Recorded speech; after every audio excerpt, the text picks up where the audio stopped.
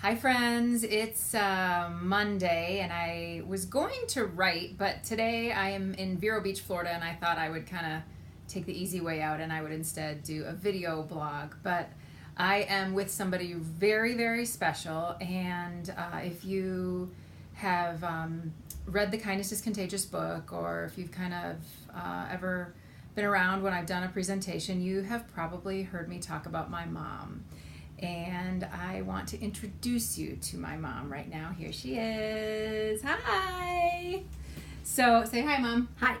So my mom just had surgery, and so I decided to come down to Vero and spend some time with her, just a few days while she was getting back up on her feet. So she is a lovely woman, as you can see.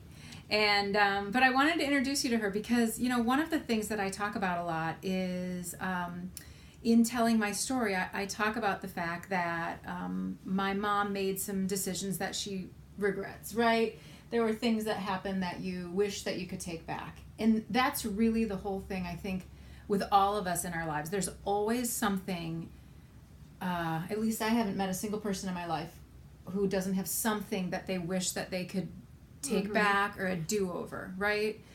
And so we talk about some of the things that you went through, but then I always try to remind people, you know, my mom hit rock bottom, because you really did, don't you think?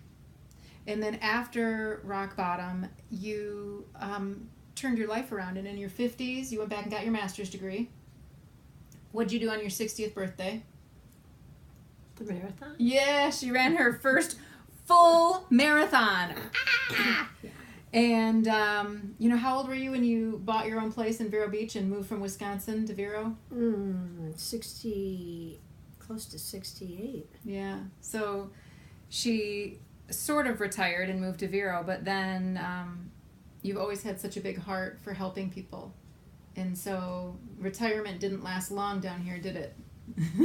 No. So what are you doing now? No, I'm teaching at the local college, Indian River State College. I teach English as a second language.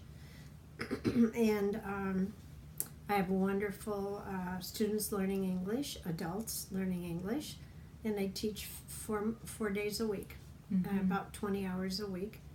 And I really love it. And I've made some great friends, both staff friends and also my students. And right now I'm on break trying to get well again, and I hope to go back August 20th back to the fall term and continue teaching. Yeah.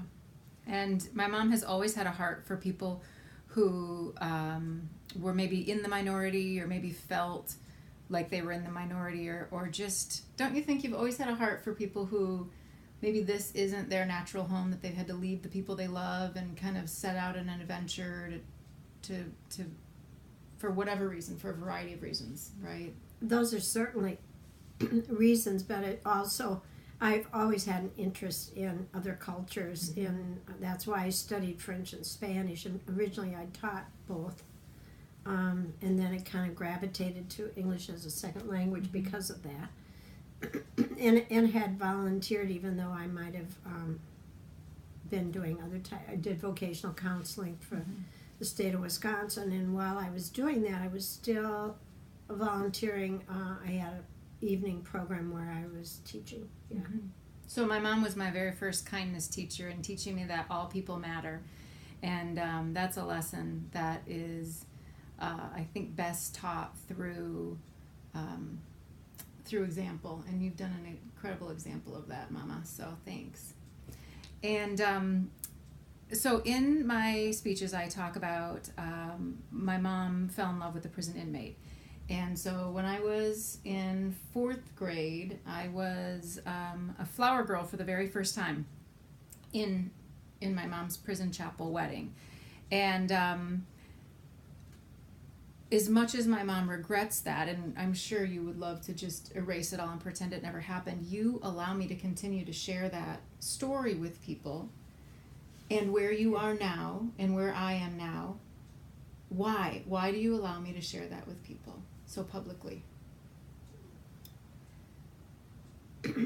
Well, I think it's really important that people understand that they can change. They can change for the better. They can improve their lives after they've made a mistake or something that they're sorry and regret. And and probably almost everyone has little things even that they're not happy about. But it's an example that regardless of how great it was or small it was, you can change, and in doing that, you can show.